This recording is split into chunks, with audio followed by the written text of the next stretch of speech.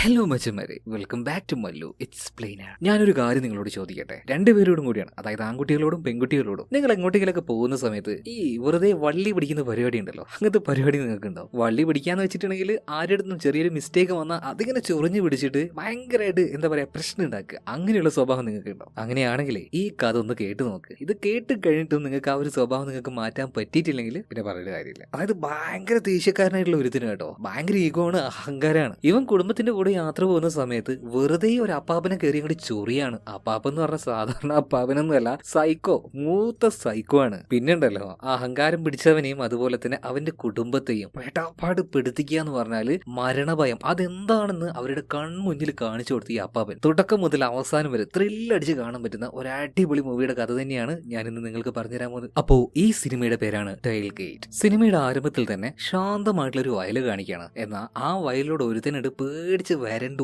ഓടുകയാണ്. അവന്റെ ആ ഒരു ഓട്ടവും അതുപോലെ തന്നെ ആ ഒരു തിരിഞ്ഞു നോട്ടവും കണ്ടാലറിയാം എന്തോ ഒന്ന് ഒപ്പിച്ചതിന്റെ പേരിൽ ഇവന് ആരെയോ ഒരാൾ പേടിച്ച് ഓടുകയാണ്. ആ ഒരു ഭയം അവന്റെ മുഖത്ത് കാണാനുണ്ട്. എന്തായാലും ഇങ്ങനെ ഓടി ഓടി അവനൊരു റോഡിന് അരികിലേക്ക് എത്തുകയാണ്. അതുപോലെ തന്നെ ആ വാനിന്റെ ഉള്ളിൽ നിന്നും ഒരു അപ്പാപ്പൻ പുറത്തേക്ക് വന്നിട്ട് അവനെ നേരെ നോക്കിയിട്ട് പറയാണ്, ഡാ മോനെ, നിന്റെ ഫോൺ ഇപ്പോഴും എന്റെ കയ്യിലാണ്, ഇത് വേണ്ടതെന്ന് ചോദിക്കാം. എന്നാലുണ്ടല്ലോ ഈ അപ്പാപ്പനെ കണ്ട സമയത്ത് ഇവന്റെ കിളി ശരിക്കും പാറി പേടിച്ച് വിറച്ച് ഇപ്പൊ എങ്ങോട്ടേക്കാണ് പോയിക്കൊണ്ടിരുന്നത് അതിനെ നേരെ ഓപ്പോസിറ്റ് ആ ഒരു സൈക്കിളും പൊക്കി പിടിച്ച് ഒരു വിധത്തിൽ ചവിട്ടി പോവാണ്. എന്നാൽ പിന്നാലെ വന്ന അപ്പാപ്പനുണ്ടല്ലോ, അദ്ദേഹത്തിന്റെ ആ ഒരു വാന് കൊണ്ട് ഇവന്റെ ആ ഒരു സൈക്കിളിട്ട് ഒരു ഇടി കൊടുക്കുകയാണ്. നിലത്ത് വീണിട്ടും അവിടെ കിടക്കാതെ ഇവൻ ഇങ്ങനെ എഴഞ്ഞു പോയിക്കൊണ്ടിരിക്കുകയാണ്. അതായത് ആ അപ്പാപ്പന്റെ അടുത്ത് എത്ര ദൂരം പോകുന്നു അതാണ് അവന് സേഫ് എന്ന് അവന് തോന്നിയിട്ടുണ്ടാവും. അങ്ങനെ അവിടെ ഉണ്ടായിരുന്ന ഒരു ചെരുവിലേക്ക്, അതായത് ഒരു വയലിലേക്ക് തന്നെ അവനിങ്ങനെ ചാടി ഇറങ്ങുകയാണ്. കുറെ വെള്ളവും അതുപോലെ തന്നെ ചളിയായിരുന്നു അവിടെ. ഇതേ സമയത്ത് തന്നെ ഈ അപ്പാപ്പനാണെങ്കിൽ ഈ മരുന്നെല്ലാം അടിക്കുന്ന സമയത്ത് ഇടുന്ന ഒരു പ്രത്യേക സ്യൂട്ടില്ലേ, ഇതെല്ലാം ധരിക്കുന്നുണ്ട്. അതുപോലെ തന്നെ മുഖംമൂടിയും ധരിക്കുകയാണ്. പിന്നെ അദ്ദേഹം വന്ന ആ ഒരു വാനിന്റെ പാർക്കിംഗ് ലൈറ്റ് ഒക്കെ അവിടെ ഇവിടെ ഇട്ടിട്ട് ആ സമയത്ത് ഒരു കാറ് പോകുന്നുണ്ട്. നിങ്ങൾ പോയിക്കോ, മാന്യമായിട്ട് അയാൾ ഡെയിലി ചെയ്ത് പറഞ്ഞേക്കാണ്. എന്ത് നല്ല മാന്യനായ അപ്പാപ്പനല്ലേ എന്ന്. ഇതിന് ശേഷം ആ ഒരു വസ്ത്രവുമായിട്ട് അപ്പാപ്പൻ താഴേക്ക് ഇറങ്ങുകയാണ് കേട്ടോ. ഇതേ സമയത്തിന് ആ ഒരു ചെറുക്കൻ പറയുന്നുണ്ട്, എന്റെ പൊന്നെ അപ്പാപ്പ, എന്നോട് ക്ഷമിക്കണം, സോറി, മാപ്പ്. അപ്പാപ്പൻ പറയാണ്, മോനെ, മാപ്പ് പറയാൻ വേണ്ടി ഞാൻ നിനക്ക് സമയം തന്നിട്ടുണ്ടായിരുന്നു, ആ ഒരു സമയം കഴിഞ്ഞു പോയില്ലടാ.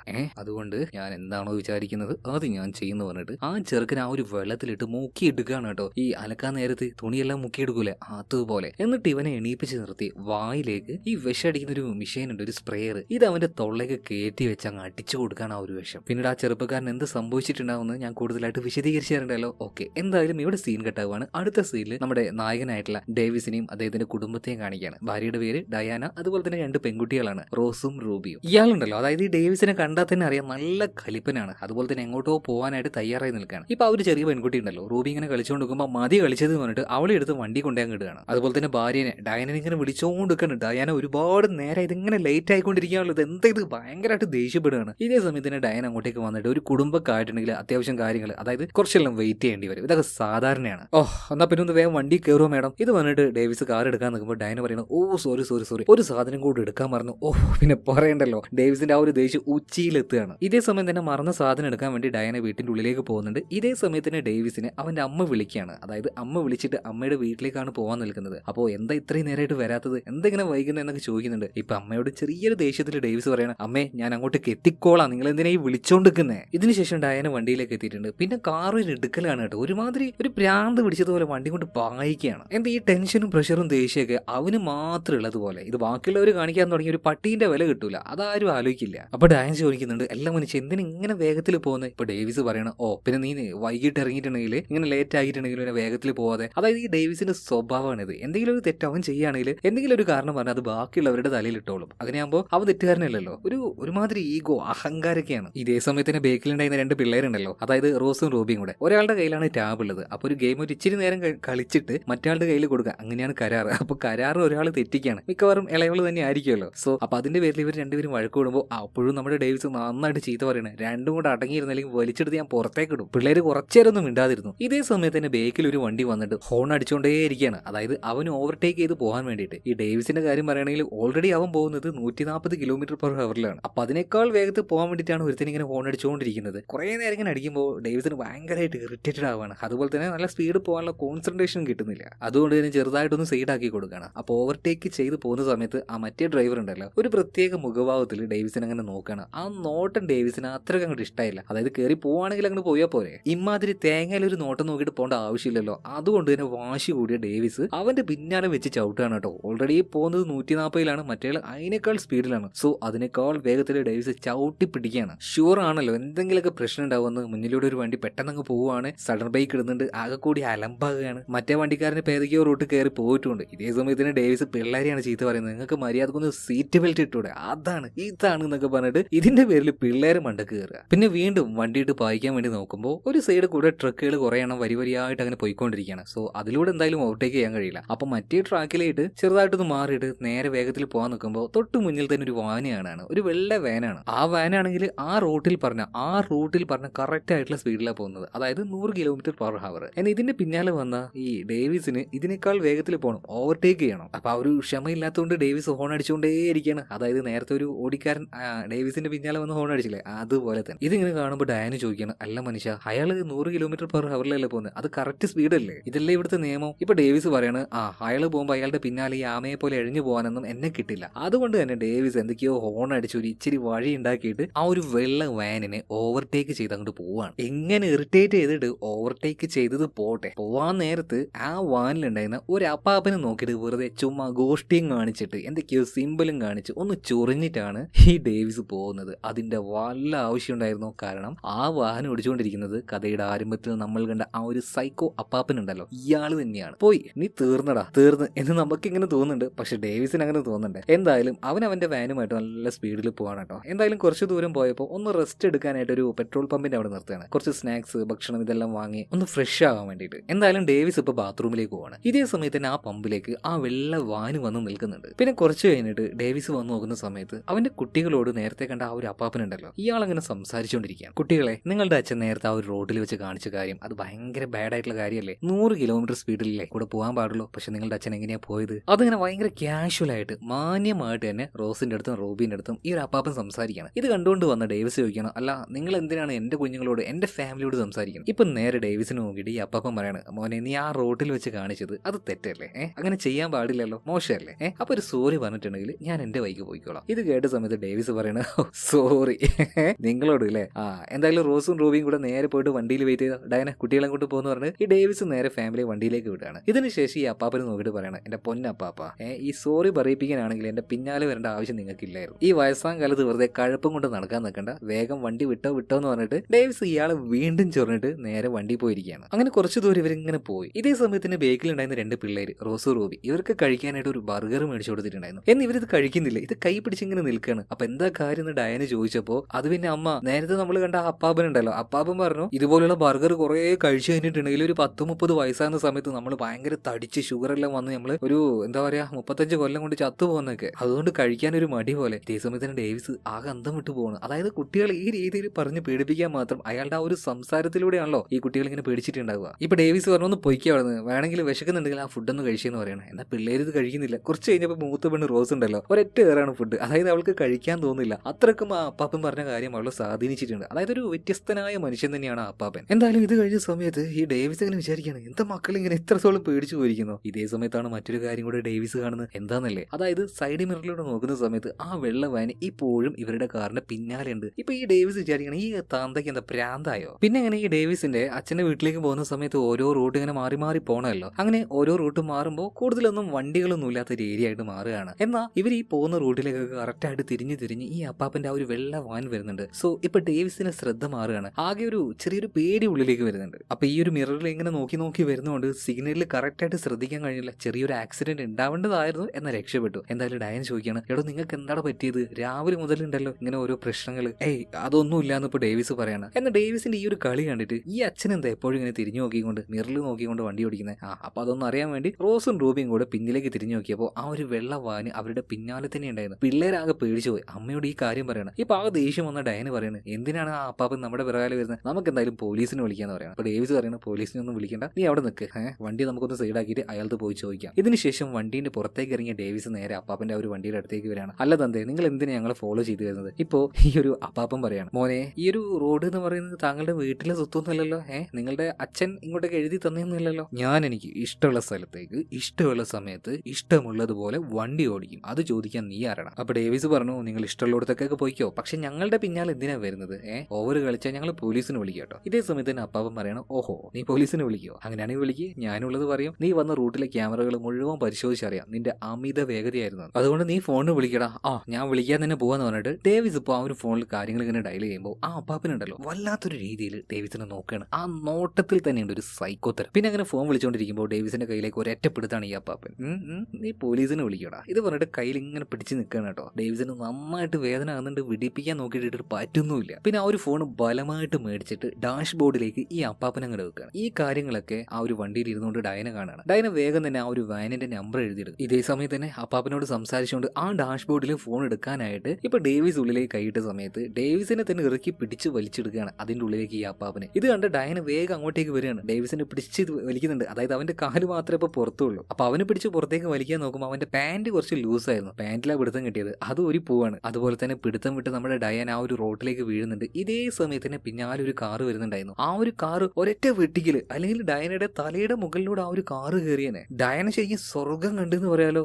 അതിനേക്കാൾ സ്വർഗം കണ്ടത് ആ കാറിന്റെ ഡ്രൈവർ ആയിരുന്നു. ഇയാൾ ഒരു സ്ഥലത്ത് കൊണ്ട് ഈ കാറ് നിർത്തിയിട്ട് പറയണേ, എന്റെ പൊണ്ണുമ്പിള്ളെ നിങ്ങൾക്ക് ചാവണമെങ്കിൽ വല്ല റെയിൽവേ ട്രാക്കിലും ഇവിടെ തല വെക്കി, വെറുതെ എന്നെ കൂടെ കൊടുക്കണം നിങ്ങൾ. ഇതേ സമയത്തിന് പുറത്തേക്ക് എങ്ങനെയൊക്കെയോ ഇറങ്ങിയ ഈ ഒരു ഡേവിസ് പറയണ, സാറേ ക്ഷമിക്കണം, പ്ലീസ് പ്ലീസ് പ്ലീസ്, പ്രശ്നമൊന്നും ഉണ്ടാക്കില്ല, ഒന്ന് പോവോ. എന്തായാലും അയാൾ പോയി കഴിഞ്ഞ സമയത്ത് ഡയന ഡേവിസിനോട് പറയണം, നിങ്ങൾ ദയവ് ചെയ്തിട്ട് പോയിട്ട് അയാളോട് ഒരു സോറി പറ, നമുക്ക് എങ്ങനെയെങ്കിലും ഒന്ന് ഇവിടുന്ന് പോവാം. അതുപോലെ തന്നെ പിള്ളേർ നോക്കുകയാണെങ്കിൽ രണ്ടുപേരും കാറിന്റെ പുറത്തേക്ക് ഇരുന്ന് ഇങ്ങനെ കരയാണ് കേട്ടോ. സോ സംഗതി ഇത്തിരി വഷളാന്ന് മനസ്സിലായ ഈ ഡേവിസ് സോറി പറയാൻ തന്നെ തീരുമാനിക്കുകയാണ്. നേരെ ഇപ്പൊ അപ്പാപ്പന്റെ അടുത്ത് എത്തുന്നുണ്ട്. അപ്പാപ്പ സോറി, ക്ഷമിക്കണം എന്നൊക്കെ പറയുന്നുണ്ട്. ഇതേ സമയത്തിന് വല്ലാത്തൊരു നോട്ടം നോക്കി ഈ അപ്പാപ്പൻ ഡേവിസിനെ നോക്കിയിട്ട് പറയാണ്, സോറി, അത് ഞാനൊരു സമയത്ത് പറയാൻ വേണ്ടി പറഞ്ഞിട്ടുണ്ടായിരുന്നു, അത് നീ അപ്പ പറഞ്ഞില്ല, ഒരുപാട് വൈകി പോയി. എന്തായാലും ഇതേ സമയത്ത് തന്നെ ഡയന ഇപ്പോ കാറിന്റെ ഉള്ളിലേക്ക് കയറി ഇരുന്നിട്ടുണ്ട്. അപ്പൊ ഈ ഡേവിസ് ഉണ്ടല്ലോ, ഡേവിസ് നോക്കുമ്പോൾ ഈ അപ്പാപ്പൻ ആ ഒരു വാനിന്റെ പിറകിലേക്ക് പോയിട്ടുണ്ട്. ഈ ഒരു സമയത്തിന് വണ്ടിയുടെ ഉള്ളിൽ നിന്നും ആ ഒരു ഫോൺ എടുക്കാൻ നോക്കുമ്പോൾ പെട്ടെന്ന് ഈ ഡേവിസിന് നേരെ ഒരു എന്താ പറയാ ഈ സ്പ്രേ അടിക്കുന്ന ആ ഒരു സംഭവം ഉണ്ടല്ലോ, ഇതുമായിട്ട് ഈ അപ്പാപ്പൻ വരികയാണ്. അത് വെച്ച് ആദ്യം ഒരു കുത്തി ഈ ഡേവിസിന് മൂത്തേക്ക് കൊടുക്കുകയാണ്. അധികം നേരം ഇവിടെ നിന്നാ പണി പാളെന്ന് മനസ്സിലായ ഡേവിസ് ഫോൺ കൊടുക്കാതെ അവിടെ നിന്ന് ഓടുകയാണ് കേട്ടോ. ഓടി കാറിലേക്ക് കയറുന്നുണ്ട്. എന്നാൽ പിന്നാലെ വന്ന അപ്പാപ്പൻ ഇവരുടെ കാറിന്റെ ഉള്ളിലേക്ക്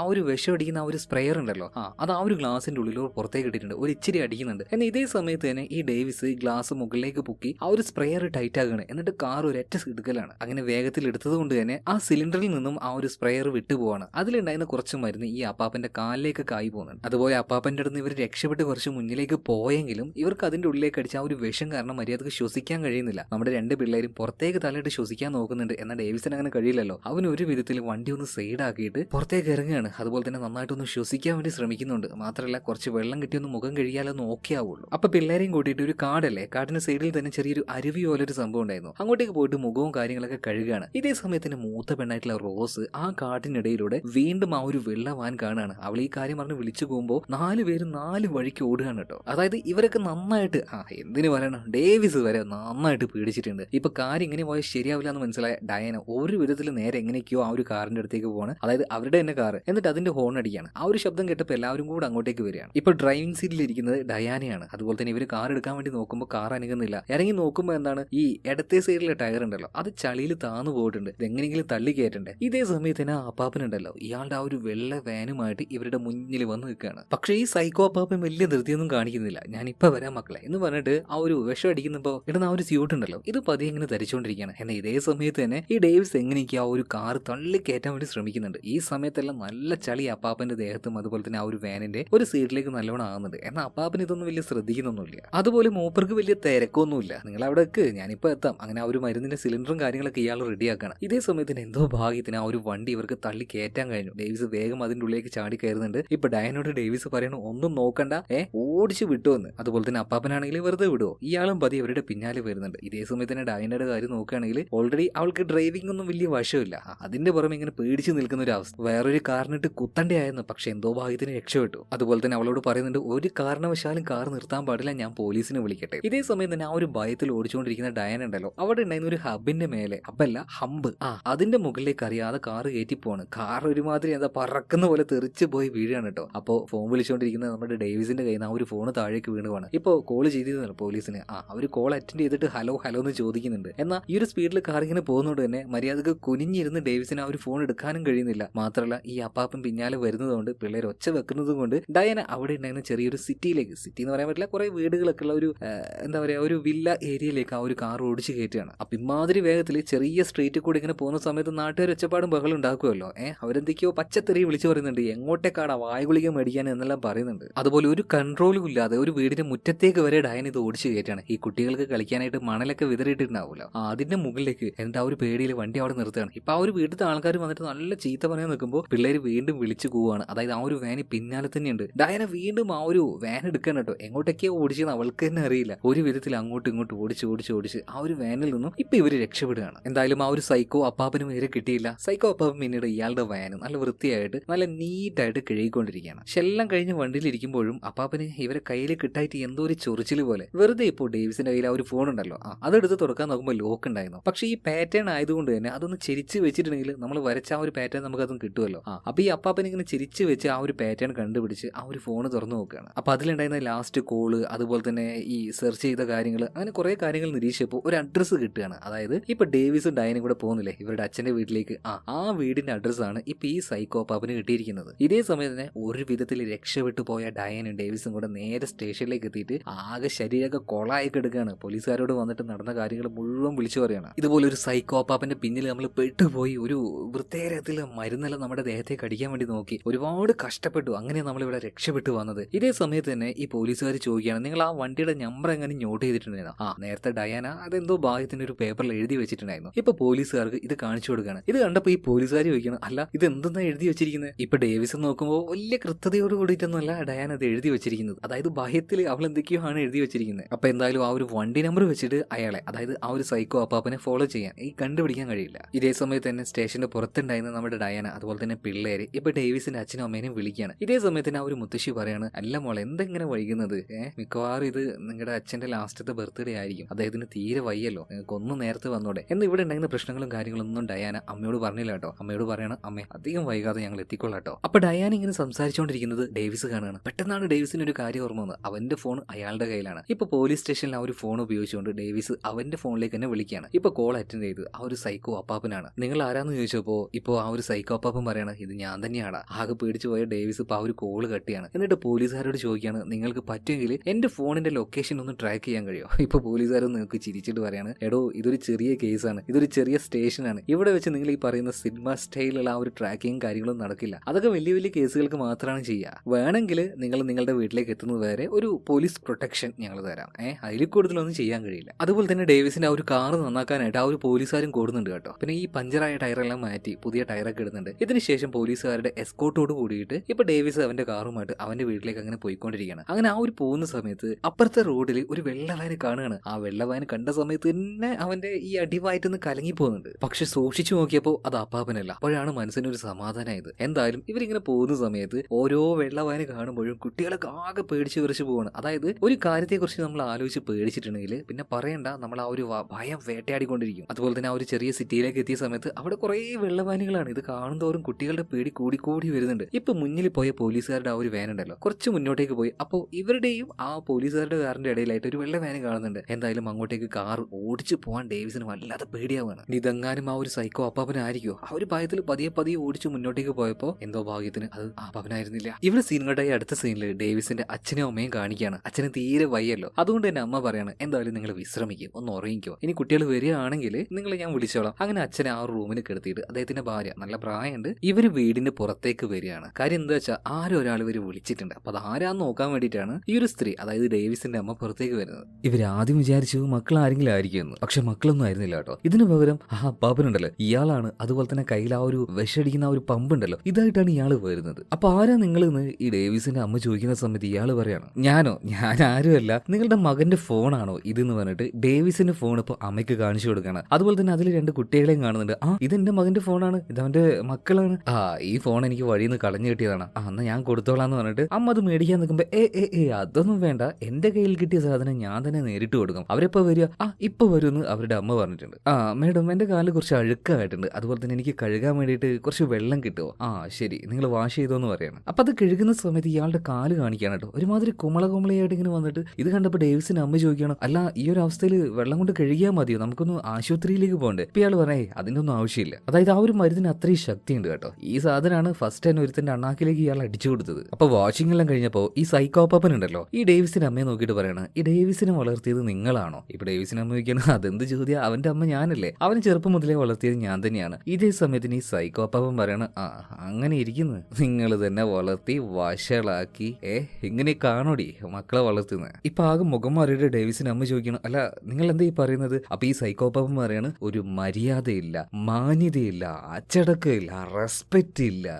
ഇങ്ങനെയൊക്കെയാണോ മക്കളെ വളർത്തി വെക്കുന്നത്? ഇപ്പൊ ഡേവിസിന്റെ അമ്മ ചോദിക്കാണ്, നിങ്ങൾ ആരാണ്, നിങ്ങൾ എന്തിനാ വെറുതെ വീട്ടിലേക്ക് വന്നത്, പ്രശ്നം ഉണ്ടാകാതെ പോന്ന് പറഞ്ഞിട്ട് ഇങ്ങനെ പറയുന്നുണ്ട്. അതുപോലെ തന്നെ ഇയാളെ തള്ളി മാറ്റാതെ നോക്കുന്നുണ്ട്. എന്നാൽ 7 അടിയുള്ള ഈ മനുഷ്യന് തള്ളിയിട്ട് അങ്ങോട്ട് നീങ്ങണ്ടേ. അതുപോലെ തന്നെ എന്തോ പ്രശ്നമുണ്ടെന്ന് മനസ്സിലായി ഈ ഡേവിസിന്റെ അമ്മ ഉണ്ടല്ലോ, ആ പ്രായമായ സ്ത്രീ പുറത്തേക്ക് ഇറങ്ങി ഓടി രക്ഷിക്കണേന്ന് പറഞ്ഞിട്ട് ഉറക്കനെ നിലവിളിക്കുകയാണ്. എന്നാൽ അപ്പോഴേക്ക് ഈ സൈക്കോപ്പാവൻ പുറത്തേക്ക് വന്നിട്ട് ഡേവിസിന്റെ അമ്മയുടെ ആ ഒരു വായ പൊത്തിപ്പിടിക്കുകയാണ്. ഇതേ സമയത്ത് തന്നെ മുകളിലുണ്ടായിരുന്ന ഹസ്ബൻഡിനോട് എത്രയും പെട്ടെന്ന് തന്നെ പോലീസിനെ വിളിക്കുന്ന അലറി വിളിച്ച് പറയുന്നുണ്ട്. എന്നാൽ അപ്പൂപ്പന്റെ കാര്യം നോക്കുകയാണെങ്കിൽ മൂപ്പര് ആ ഒരു കട്ടുമെന്ന് എഴുന്നേൽക്കുമ്പോൾ തന്നെ സമയമാവുകയാണ്. അതുപോലെ തന്നെ ചാവി എടുത്ത് റൂം തുറക്കാൻ നോക്കുമ്പോൾ ആ ചാവി നിലത്ത് പോവാണ്. മൂപ്പർക്ക് ഇതൊന്നും പെട്ടെന്ന് കുഞ്ഞെടുക്കാൻ കഴിയുന്നില്ല. ഇതേ സമയത്ത് തന്നെ ഡേവിസിന്റെ അമ്മ അടിച്ചൊരു പരുവാക്കിയിട്ട് നേരെ ആ ഒരു റൂമിൽ കൊണ്ടുവരികയാണ്. ഇതേ സമയത്താണ് അപ്പാപ്പൻ ആ ഒരു വാതിൽ തുറക്കാൻ നോക്കുന്നത്. അപ്പൊ ആ ഒരു വാതിൽ വന്ന് ഇയാളുടെ ദേഹത്ത് തട്ടിയിട്ട് ഈ അപ്പൂപ്പൻ, അതായത് ഡേവിസിന്റെ അച്ഛനുണ്ടല്ലോ, താഴേക്ക് വീഴാണ്. പിന്നെ ഇവർ രണ്ടുപേരെയും ആ ഒരു റൂമിൽ അടച്ചു വെക്കുന്നുണ്ട്. എന്നിട്ട് ഈ സൈക്കോ അപ്പാപ്പൻ പറയാണ്, എല്ലാവർക്കും മര്യാദ എന്താണ്, ഇത് പഠിപ്പിക്കാതെ ഞാൻ ഇവിടുന്ന് പോകുന്നില്ല, അത് കാണിച്ചിട്ടേ ഞാൻ പോകുന്നുള്ളൂ. ഇതേ സമയത്ത് തന്നെ പുറത്ത് പോലീസുകാരുടെ എസ്കോർട്ടോട് കൂടിയിട്ട് ഇപ്പോ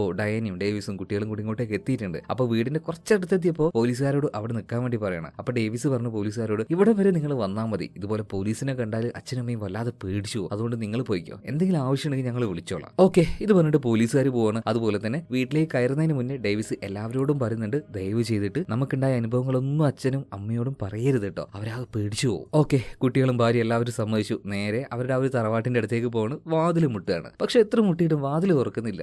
അച്ഛനും അമ്മ എവിടെ പോയി, ഇത്രയും നേരം വിളിച്ചുകൊണ്ട് നിന്നിട്ട് കാത്തിരിക്കാന്നൊക്കെ പറഞ്ഞിട്ട് ഇതെന്താ വാതിൽ തുറക്കാതെ? പിന്നെ ഡേവിസ് എന്ത് ചെയ്യുന്നു, നേരെ വീടിന് പിറകിലേക്ക് പോകണം. അവിടെ ഒരു ഡോർ ഉണ്ട്, അതങ്ങനെ ക്ലോസ് ചെയ്യാറൊന്നുമില്ല. അപ്പൊ അതിലൂടെ ഉള്ളിലേക്ക് കയറി വന്നിട്ട് അച്ഛനും അമ്മേനെ ഇങ്ങനെ വിളിക്കുന്നുണ്ട്. ഒരു ശബ്ദവും കേൾക്കുന്നില്ല. എന്തായാലും മുന്നോട്ടേക്ക് പോയിട്ട്, അതായത് ഫ്രണ്ടിലെ ഡോർ ഉള്ളിന്ന് തുറന്നു കൊടുക്കുകയാണ്. ഇവരെല്ലാവരും ഇപ്പോൾ ഉള്ളിലേക്ക് വന്നിട്ടുണ്ട്. അതുപോലെ തന്നെ അച്ഛനും അമ്മയ്ക്കും വേണ്ടി മേടിച്ച ആ ഒരു കേക്ക് ഇവർ നോക്കുന്ന സമയത്ത് എല്ലാം ആകെ കുഴഞ്ഞു പറഞ്ഞ മറ്റേ സാമ്പാർ പോലെ ആയിട്ടുണ്ട്. എന്തായാലും പിള്ളേരും ഡയനും കൂടി ഉള്ളിലേക്ക് കയറിയ സമയത്ത് ഡേവിസ് വീണ്ടും പുറത്തേക്ക് ഇറങ്ങാണ്. ഇതെവിടെ പോയി, ഇവരെവിടെയും പോകാൻ സാധ്യതയില്ലല്ലോ. ചുറ്റിങ്ങനെ നോക്കുമ്പോൾ എന്തോ ഡേവിസിന് ഒരു പേടി, എങ്ങാനും ഈ ഒരു കാറ് കണ്ടുപിടിച്ച് അവൻ ഇങ്ങോട്ടേക്ക് വന്നാലോ എന്ന് കരുതിയിട്ട് ഈ ഡേവിസ് അവന്റെ കാറുണ്ടല്ലോ വീടിന്റെ പുറകിലേക്ക് കൊണ്ടുപോയി വെക്കുകയാണ്. പിന്നെ വീടിന്റെ ഉള്ളിലേക്ക് വന്നിട്ട് എല്ലാ സ്ഥലത്തെ ഡോറും കറക്റ്റായിട്ട് ലോക്ക് ചെയ്ത് പോകുന്നുണ്ട്. ഇതേ സമയത്ത് തന്നെ പിള്ളേരുണ്ടല്ലോ, അതായത് റോസും റൂബിയും കൂടെ നമുക്ക് എന്തായാലും അപ്പൂപ്പിനെയും അമ്മൂപ്പിനെയും തപ്പി കണ്ടുപിടിക്കാന്ന് പറഞ്ഞിട്ട് അവരതിലൂടെ ഇങ്ങനെ നോക്കി നടക്കുകയാണ്. ഇതേ സമയത്ത് തന്നെ ഒരു റെസ്റ്റ് റൂം, അതായത് ബാത്റൂം കണ്ട സമയത്ത് അവരതിന്റെ ഉള്ളിലേക്ക് നോക്കിയപ്പോൾ പിള്ളേർ രണ്ടുപേരും അലറി കരയാണ്. കാരണം എന്താ, അതിന്റെ ഉള്ളിലാണ് അപ്പൂപ്പിനും അമ്മൂമ്മയും ഉള്ളത്. അപ്പൊ ആ ഒരു കരച്ചിൽ കേട്ട് ഡയനി അങ്ങോട്ടേക്ക് കൂടി വരുന്നുണ്ട്. ഇതെന്താ പിള്ളേരിങ്ങനെ ഒച്ചപ്പാടുണ്ടാക്കുന്നത്? അപ്പൊ അതറിയാൻ വേണ്ടിയിട്ട് നേരെ നമ്മുടെ ഡേവിസ് മുകളിലേക്ക് കയറി പോവാണ്. എന്നാൽ ആ കയറുന്ന സമയത്ത് ആ ഒരു സ്റ്റെയർ കേസിന്റെ അവിടെ ഉണ്ടായിരുന്ന സൈക്കോ അപ്പാപ്പൻ ഉണ്ടല്ലോ, ഇയാൾ ഇതിന്റെ ഉള്ളിലുണ്ടല്ലോ. ഈ കാര്യം ഒന്നും അറിയാതെയാണല്ലോ നമ്മുടെ ഈ ഡേവിസ് ഓരോ ഡോറും ശക്തമായിട്ട് ലോക്ക് ചെയ്തുകൊണ്ടിരിക്കുന്നത്. എന്തായാലും ഈ സൈക്കോ അപ്പാപ്പൻ ഒരേറ്റ അടിയാണ് ഡേവിസിന്റെ മണ്ടക്ക് നോക്കിയിട്ട് ആ സ്റ്റെപ്പിലൂടെ ഉരുണ്ട് താഴേക്ക് വീഴുന്നുണ്ട്. അതുപോലെ തന്നെ ഈ ഒരു കാര്യം ഇപ്പൊ നേരിട്ട് കാണാണ് ഡയനയും അതുപോലെ തന്നെ പിള്ളേരും. ആകെ പേടിച്ച് കുറച്ച് പോയ ഡയന പിള്ളേരെ രക്ഷിക്കാനായിട്ട് റൂമിന്റെ ഉള്ളിലേക്ക് കയറിയിട്ട് കഥ കിടക്കുകയാണ്. ആ റൂമിൽ തന്നെ നമ്മുടെ ഡേവിസിന്റെ അച്ഛനും അമ്മയുണ്ട് കേട്ടോ. ഇതേ സമയത്തിന് താഴേക്ക് ഉരുണ്ട് വീണ ഡേവിസിന്റെ ദേഹത്തേക്ക് ആ ഒരു സ്പ്രേ, ആ ഒരു മരുന്ന് ഇയാളിങ്ങനെ അടിച്ച് കളയാണ്. ഇത് ദേഹത്തായിട്ട് ഡേവിസിന് വല്ലാതെ പൊള്ളുന്നുണ്ട്, പേടിയാവുന്നുണ്ട്. കണ്ണിട്ട് മര്യാദ തുറക്കാനും കഴിയുന്നില്ല. ഈ അപ്പാപ്പനാണെങ്കിൽ പിന്നാലെ വരികയാണ്. എന്തൊക്കെയോ ഒരവസ്ഥയിൽ ഡേവിസ് ആ ഒരു വാതിൽ തുറക്കാൻ നോക്കുമ്പോൾ ആ ഒരു കുറ്റിയൊന്നും അവന് മര്യാദ തുറക്കാൻ കഴിയുന്നില്ല. കുറ്റിയിട്ടു, അതുപോലെ തന്നെ ചാവിയിട്ട് പൂട്ടുകയും ചെയ്തു. അവൻ തന്നെയാ ഇതൊക്കെ ചെയ്തത്. അത് അവന് തന്നെ വിനായി എന്ന് പറയാം. പിന്നീട് എങ്ങനെയൊക്കെ ഒരു വിധത്തിൽ വാതിൽ തുറന്ന് അവൻ പുറത്തേക്ക് ഇറങ്ങി ഓടുകയാണ്. ആ ഒരു സമയത്ത് അവന്റെ ആ ഒരു മുഖമെല്ലാം നീർന്നുണ്ട് കേട്ടോ. വീടിന്റെ തൊട്ടടുത്ത് തന്നെ ഉണ്ടായിരുന്ന ചെറിയൊരു തോട്ടത്തിലേക്കാണ് അവൻ ഓടിക്കയറിയത്. ഇപ്പൊ ആ ഒരു മുഖത്തേക്കൊക്കെ നോക്കി കുമളകളൊക്കെ വന്നിട്ടുണ്ട്. അവൻ എരിയുന്നുണ്ട്. ഇതേ സമയത്ത് തന്നെ മുകളിൽ ആ ഒരു ജനലിലൂടെ ഭാര്യയും പിള്ളേരെയും അച്ഛനും അമ്മയും കാണുകയാണ്. സോ അവരുടെ അടുത്തേക്ക് പോകാൻ വേണ്ടി നിൽക്കുമ്പോൾ വീണ്ടും ആ സൈക്കോ അങ്ങോട്ടേക്ക് വരികയാണ്. പേടിച്ചു പോയ ഡേവിസ് വീണ്ടും ആ ഒരു കാട്ടിലേക്ക് തന്നെ കയറുന്നുണ്ട്. എന്നാൽ ഇപ്രാവശ്യം പോകുന്ന സമയത്ത് ഈ പന്നിയോ അതുപോലെ തന്നെ കാട്ടുമയിൽ ഇതിനൊക്കെ പിടിക്കാൻ വെച്ച ആ ഒരു ട്രാപ്പ് ഉണ്ടല്ലോ, അതിൽ ഡേവിസ് കാല് വെച്ച് തട്ടിത്തടഞ്ഞ് താഴേക്ക് വീഴാണ്. അതുപോലെ തന്നെ പിന്നാലെ ആ ഒരു സൈക്കോ ഉണ്ട്. ഇപ്പൊ എങ്ങനെയൊക്കെ ആ ഒരു സൈക്കോയെ ചെറുതായിട്ടൊന്ന് വട്ടം ചുറ്റിയിട്ട് നേരെ അവൻ ആ ഒരു ജനലിന്റെ അടുത്തേക്ക് തന്നെ ചെല്ലുകയാണ്. അതായത് ഇപ്പോ ഡയാനിയും അതുപോലെ തന്നെ പിള്ളേരും പറയുന്നുണ്ട്, അച്ഛൻ എങ്ങനെയെങ്കിലും രക്ഷപ്പെട്ടു പോ, ഞങ്ങൾ ഇവിടെ സേഫ് ആണ്. ഇതേ സമയത്തിന് ഡേവിസ് പറയണം, ഞാൻ അതിന്റെ ഉള്ളിലേക്ക് വന്നാലേ സേഫ് ആവുള്ളൂ. ഒരു വിധത്തിൽ അവിടെ ഉണ്ടായിരുന്ന ഒരു ചുമരിൽ കോണി പോലൊരു സംഭവം ഉണ്ട്, അതുമ്പോൾ പിടിച്ച് ഡേവിസ് അങ്ങനെ കയറിക്കൊണ്ടിരിക്കുകയാണ്. ഇതേ സമയത്തിന് ആ ഒരു ക്യാമറ ഡേവിസിന്റെ അടുത്തേക്ക് ഇങ്ങനെ വന്നുകൊണ്ടിരിക്കുകയാണ്. നമ്മളും അതുപോലെ തന്നെ ഡേവിസും വിചാരിക്കുകയാണ് അവന്റെ തൊട്ട് പിന്നിൽ തന്നെ ആ ഒരു സൈക്കോ അപ്പാപ്പനുണ്ടെന്ന്. ഇപ്പൊ ആ ഒരു സമയത്ത് പേടിച്ച് കാലെല്ലാം വിരിച്ചിട്ട് മര്യാദ കഴിയുമ്പോൾ ചവിട്ടാനൊന്നും കഴിയുന്നില്ല. വേഗം പിടിക്കുന്നു പറഞ്ഞിട്ട് അവൻ ഓരോ പടി ഇങ്ങനെ പിടിച്ച് ഒരു വിധത്തിൽ ജനലിന്റെ അടുത്ത് എത്തുകയാണ്. ഇപ്പോ ഭാര്യയും പിള്ളേരും അപ്പാപ്പനും അമ്മൂമ്മ എല്ലാം കൂടി അവനെ പിടിച്ച് ഉള്ളിലേക്ക് വലിക്കുകയാണ് കേട്ടോ. അവന്റെ മുഖക്കാകെ പുള്ളിയിട്ട് ഈ കുട്ടികളെല്ലാം പേടിച്ച് വിറക്കൂല, അതുപോലെ അവനങ്ങനെ പേടിച്ച് വിറച്ച് നിൽക്കുകയാണ്.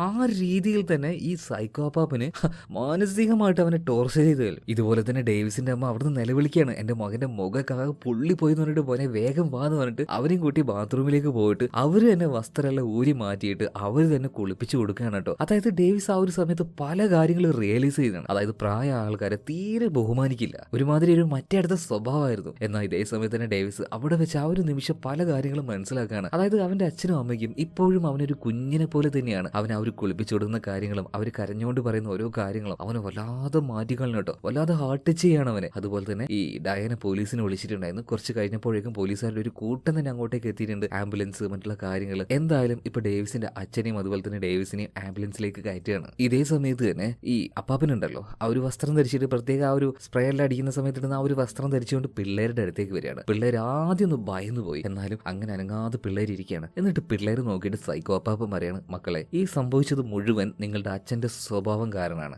അല്ലാതെ നിങ്ങൾ ഒരു തെറ്റും ചെയ്തിട്ടില്ല കേട്ടോ, പേടിക്കണ്ട. ഇത് പറഞ്ഞിട്ട് ഈ സൈക്കോ അപ്പാപ്പൻ അവിടുന്ന് പോവാണ്. പിള്ളേരാകെ പേടിച്ചു വിറച്ചു പോയി. അതുപോലെ തന്നെ ഡയന അങ്ങോട്ടേക്ക് വരുന്നുണ്ട്. ഡയൻ പിള്ളേരോട് എന്താ സംഭവിച്ചെന്നൊക്കെ ചോദിക്കുന്നുണ്ട്.